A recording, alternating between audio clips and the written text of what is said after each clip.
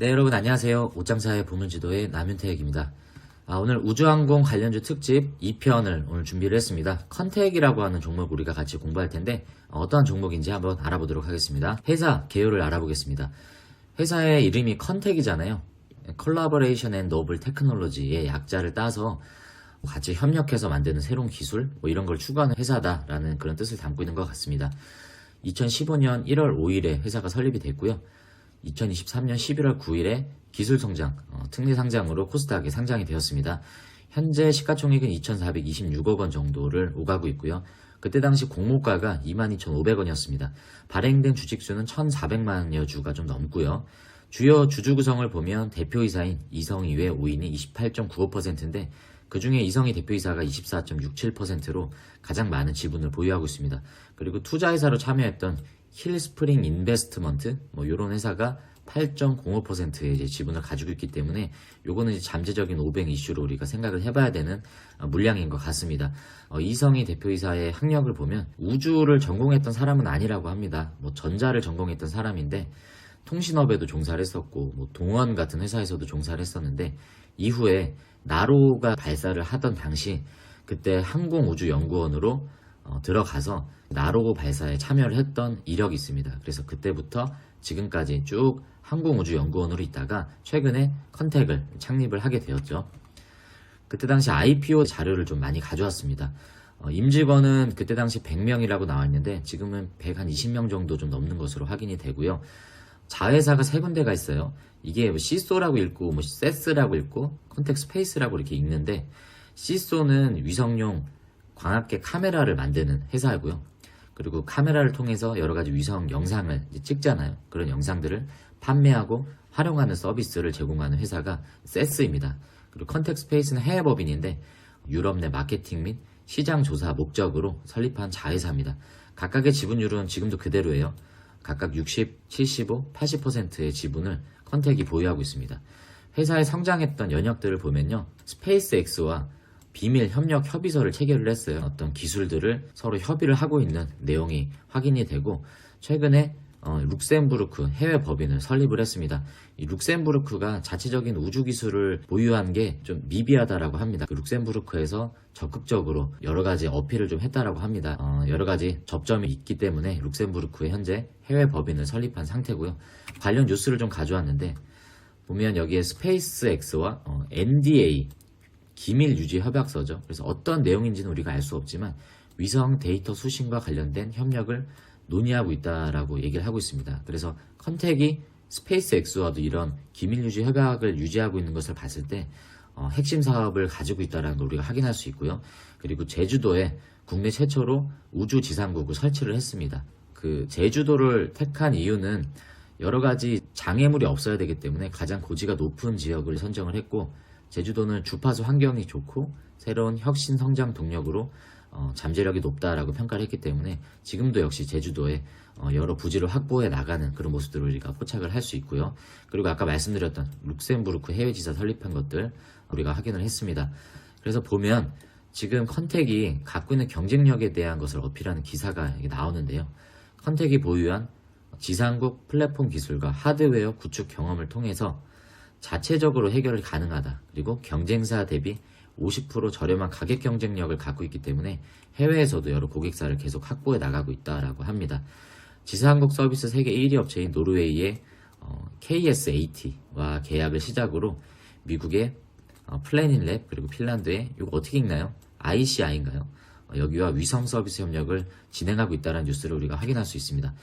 그리고 또 한 가지 중요한 뉴스가 최근에 컨택이 자체 위성을 발사했어요. 이 뉴스를 좀 가져왔는데 컨택이 첫 위성, 자체 위성인 오름셋 발사 교신회까지 성공을 했다.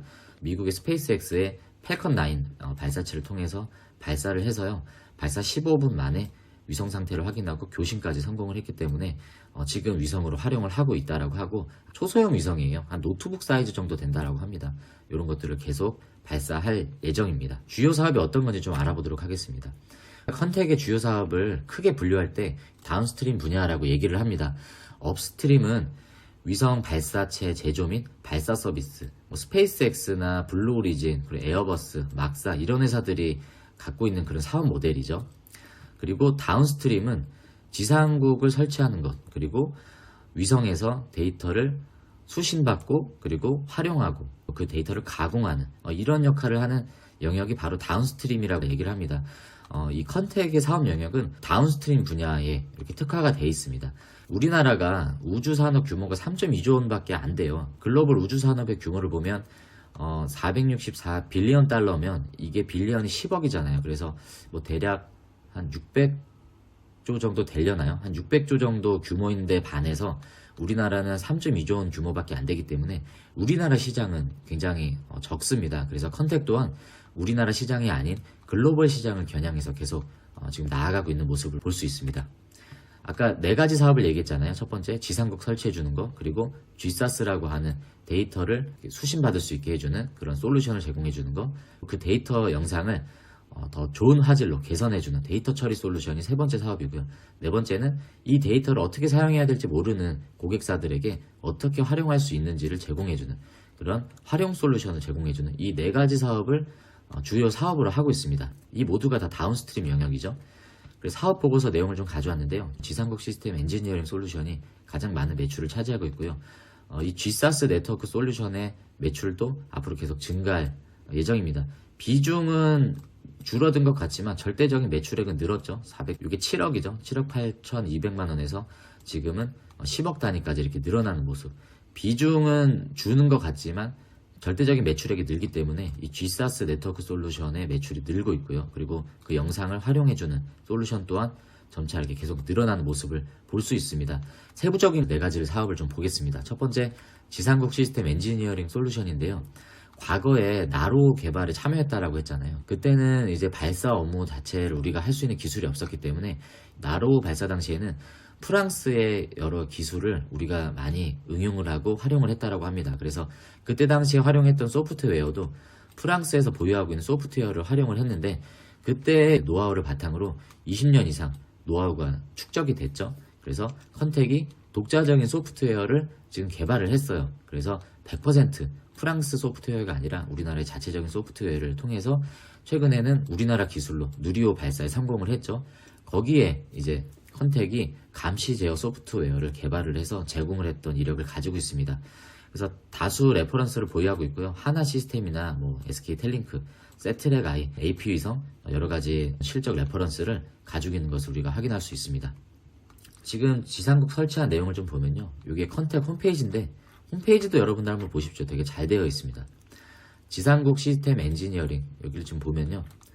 이러한 여러 가지 이제 일들을 하고 있습니다. 보면 시스템 인터페이스 설계, 지상국 구축, 성능 검증, 시스템 운영, 그리고 기후 자료 분석이나 뭐 지질 조사 등등 여러 가지 일들을 요 지상국 요 시스템 엔지니어링 솔루션을 통해서 계속 제공을 해주고 있고요. 그리고 다시 자료로 넘어가면 2번째 사업입니다. GSAS 약자가요. 그라운드 스테이션, 이게 지상국이죠. 그라운드 스테이션 애저 서비스의 약자입니다. 말 그대로 지상국 네트워크 솔루션을 제공해주는 서비스인데요. 위성 그 지구를 중심으로 돌고 있잖아요.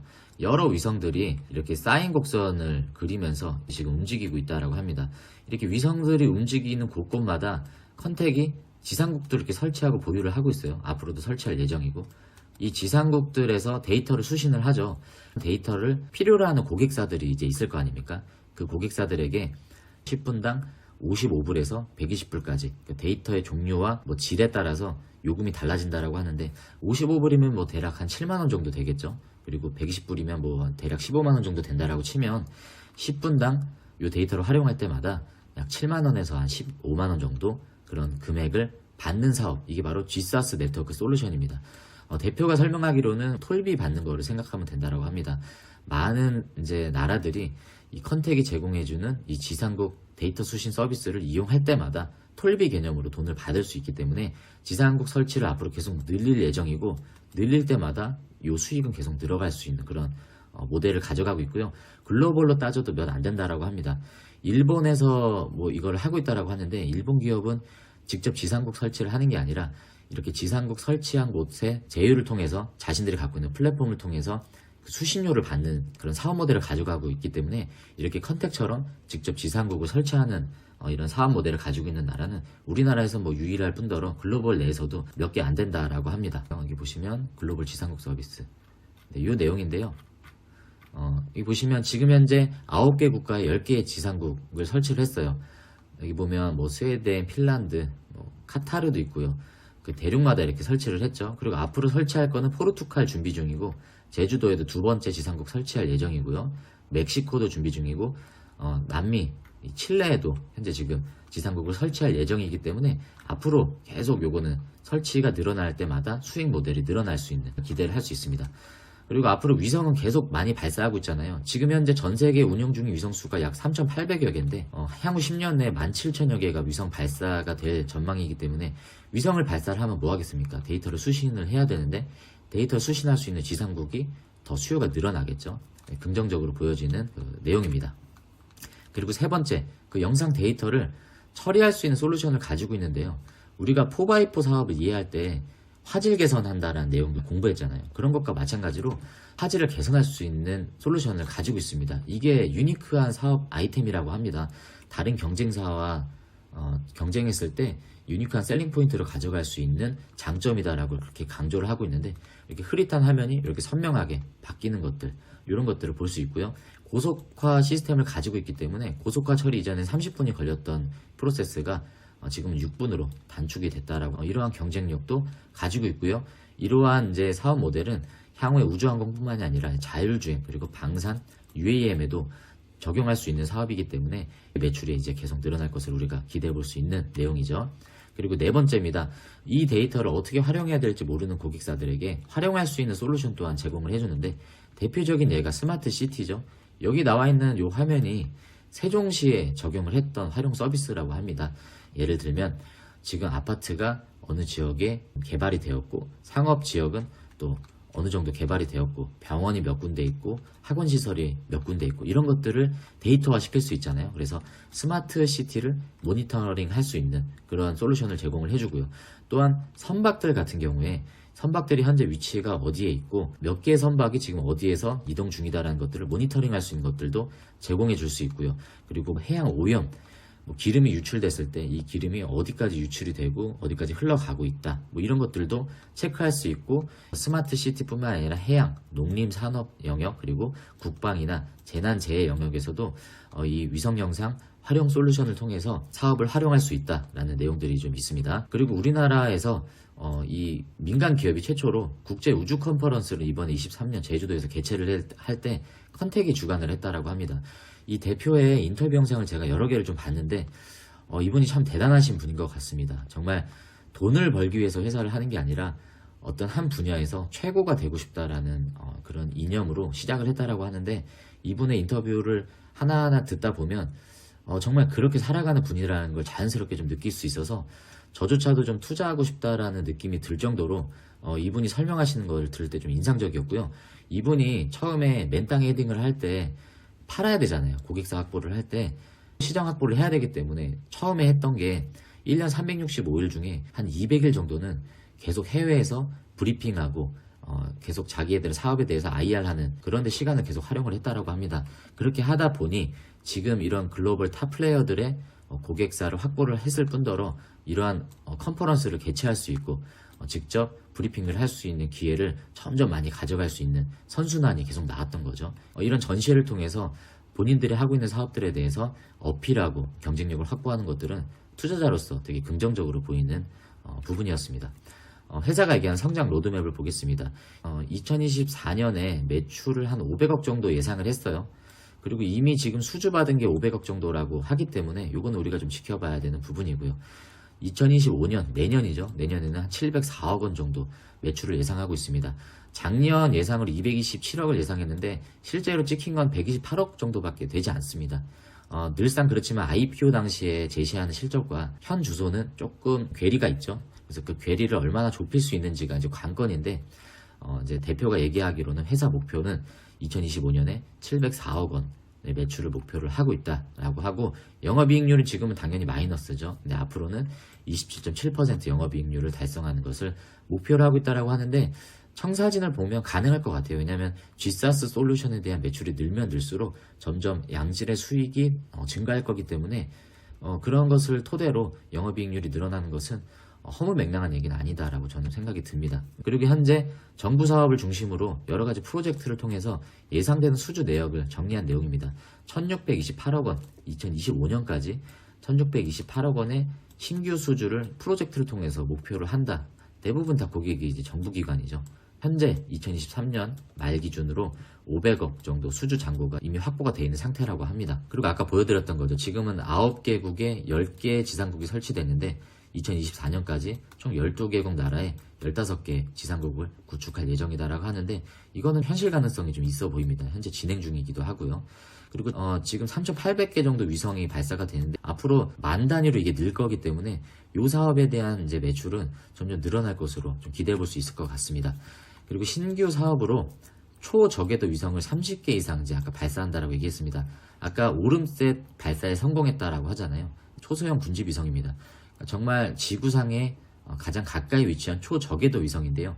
얘네들이 활용할 수 있는 이제 영역은 아까 말씀드렸던 이제 농림, 산림, 해양, 스마트시티, 국방, 재난재해. 그래서 적국의 여러 가지 미사일이나 움직임들 이런 것들을 추적할 수 있는 용도로도 활용이 될 뿐더러 이쪽을 보면 이제 그런 걸 활용하는데 반대로 이쪽을 촬영을 할 수 있다라고도 합니다. 이쪽은 뭐가 있겠습니까? 우주밖에 안 보이는데 우주에 떠다니는 이제 적국의 위성들, 다른 위성들의 움직임들을 파악할 수 있고요. 그리고 우주에 떠다니는 우주 쓰레기에 대한 문제가 요즘에 부각되고 있잖아요. 이 쓰레기들의 움직임들을 파악해서 뭐 충돌 여부라든지 앞으로 뭐 치워야 되는 일들도 있을 거고 이런 영역들을 통한 사업 내용도 가져간다 말하고 있고요. 탄소 배출에 대한 기후 문제가 좀 심각하잖아요. 탄소가 얼마만큼 이제 배출이 되는지를 이 위성을 통해서 이 초저궤도 위성을 통해서 파악할 수 있다라고 합니다. 그래서 이런 것도 앞으로 신규 사업으로 가져가려고 하는 내용으로 포함이 되어 있습니다. 그리고 카메라 관측뿐만이 아니라 레이더로도 관측을 하지만 여러 가지 단점이 있잖아요. 뭐 그것들을 보완할 수 있는 레이저 기반, O의 약자는 이제 옵틱이죠. 레이저 기반으로 한 광통신 시스템을 이제 추가를 해서 하이브리드 형태로 신규 사업으로 가져가고 있습니다. 마지막으로 재무와 차트를 좀 알아보겠습니다. 최근에 나온 사업 보고서를 가져왔습니다. 먼저 손익계산서인데요. 여기에서 우리가 큰 숫자만 좀 볼게요. 큰 숫자를 보면 판관비를 한번 보겠습니다. 판매비와 관리비. 직전 연도와 그 전년도를 비교를 했을 때 판관비가 늘었죠. 36억에서 100억 단위로 판관비가 늘었다라는 거는 뭐 여러 가지 비용이 발생했겠지만 그 중에서 많은 비용을 차지하는 게 바로 이제 금융 비용을 우리가 볼 수 있습니다. 200억 단위에서 520억으로 이제 늘었습니다. 요거는 이제 아무래도 뭐 대출을 받았거나 여러 가지 차입했던 금액들에 대한 이자 비용 발생이 많이 됐던 걸로 좀 보여지고요. 뭐 물론 직원들의 인건비도 있겠지만 인건비가 갑자기 이렇게 늘 리는 없겠죠. 그래서 금융 비용이 좀 늘어났던 부분들 때문에 이렇게 영업이익이 손실이 났던 모습들을 우리가 확인할 수 있고 이번에 재무상태표를 한번 보겠습니다. 재무상태표를 보면 마찬가지로 우리가 좀 큰 숫자만 좀 볼게요. 자산 총계는 자산이 좀 늘었던 모습을 우리가 볼 수 있고요. 부채도 보시면 이게 1130억이죠. 1138억에서 120억으로 거의 10분의 1로 줄었습니다. 부채가 상당히 많이 개선이 됐다는 모습이고 부채가 왜 줄었겠습니까? 빚을 갚았겠죠. 그 내용들을 보면 차입금과 유동파생상품 부채, 이 차입금과 부채가 직전 연도까지만 해도 이렇게 있었는데 아예 없죠. 예, 다 차입금을 상환했다라는 내용들을 볼 수 있기 때문에 부채가 10분의 1로 줄었다. 그 재무 건전성이 좋아졌겠죠. 그리고 자본금이 늘었습니다. 보면 전년 대비 자본금이 늘었던 건 자본금이 왜 늘었겠습니까? 자본금은 주식 발행을 했기 때문에 상장을 했기 때문에 발행된 주식수를 통해서 자본금이 유입이 됐다는 걸 우리가 유추해 볼 수 있고요. 당연히 자본 총계도 같이 늘었던 모습들을 우리가 볼 수 있고요. 현금 흐름표를 보겠습니다. 아직 실적이 나오진 않기 때문에 현금 흐름이 마이너스로 이제 바뀌었죠. 영업활동 현금 흐름이 느는 게 중요한데 60억 정도 지금 마이너스인 상황이고 그리고 보시면 재무활동 현금 흐름에서 보통주의 발행을 통해서 현금이 좀 늘었던 모습입니다. 이거는 뭐 상장했기 때문에 보통주 발행을 통해서 478억이죠. 478억 정도를 자금을 수여를 받았던 모습입니다. 그래서 기초에 이제 230억 정도가 있었는데 779억 정도로 현금이 늘었고요. 부채가 줄었기 때문에 재무 건전성과 사업의 연속성에 있어서는 충분한 여력이 있는 모습으로 우리가 확인할 수 있습니다. 종합적인 내용을 보면 매출이 128이라고 했는데 158억이네요. 예, 158억 작년 매출을 기록을 했고요. 당연히 적자를 계속 기록을 하고 있는데 눈에 띄는 건 유보율이 늘고 부채 비율이 현저히 줄어들었다. 그러니까 공급받은 자금을 통해서 부채를 상환했다라는 모습들을 통해서 앞으로 더 공격적인 모습을 추진해 나가는 데 있어서 좀 안정적인 기반의 모습으로 가져가고 있는 내용인 것 같습니다. 대표가 여러 가지 좀 빚도 많이 갚고 자기 땅도 팔고 막 이러면서 이끌어왔던 모습인데 빚이 좀 실었나 봅니다. 마지막으로 차트를 보면 이게 어제 제가 준비한 자료라서 요거 15,500원은 어제 종가인데요. 지금 현재 종가 한번 볼까요? 막 장이 종료가 됐네요. 보면 컨택이 6.7% 상승한 것으로 마감했습니다. 오늘 우주 섹터가 좀 괜찮았죠. 전반적인 지수는 안 좋은 반면에 우주가 좀 좋았습니다. 인텔리안테크도 좀 많이 올랐고요. 그래서 지금 현재는 16,000원대를 좀 오고 가는 모습으로 보입니다. 소폭 상승한 흐름인데 거래량을 봤더니 거래량은 뭐 미비해요. 거래량이 그래도 뭐 이 정도는 올라줘야 많은 거래량이 나왔다라고 볼 수 있는데 거래량이 없이 수급에 약간 왔다 갔다 하는 흐름을 지금 보고 있고 계속 바닥권에 있습니다. 기존의 전고점인 25,000원대까지 가기에는 많은 이 매물대 저항이 앞으로 있을 것으로 좀 보여지고요. 좋은 거는 투자 시점으로 봤을 때는 지금 우주 섹터가 투자하기 굉장히 부담스럽지 않은 시점이긴 합니다. 전체적인 수급이 우주 쪽으로 들어오지 않기 때문에 주가적인 반응이 좀 재미가 없지만 앞으로 반등을 할 수 있는 그런 좋은 바닥 다지기 구간이 아닌가라고 좀 보여집니다. 저는 개인적으로 그렇게 판단하는데 여러분은 또 투자 관점에서 어떻게 생각하시는지 모르겠습니다. 제가 준비한 자료는 이제 여기까지입니다. 다음에 우리가 세트랙 I와 AP선과 세트랙 I를 또 차례대로 우리가 알아볼 텐데 여러분들이 우주항공 주식을 좀 관심 있게 보셔야 되는 시점이다라고 김 대표님께서도 라이브를 통해서 계속 말씀해 주시고 있기 때문에 저와 함께하는 이 우주 섹터 공부를 통해서 투자 전략을 좀 잘 세우셨으면 좋겠고요. 굳이 투자를 하지 않더라도 좋습니다. 우주를 공부할 때 이 영상을 통해서 조금씩 살을 채워나가는 그런 시간이 되었으면 좋겠습니다. 그러면 저는 다음번에 더 좋은 영상으로 여러분들께 찾아뵙도록 하겠습니다. 시청해 주셔서 감사합니다.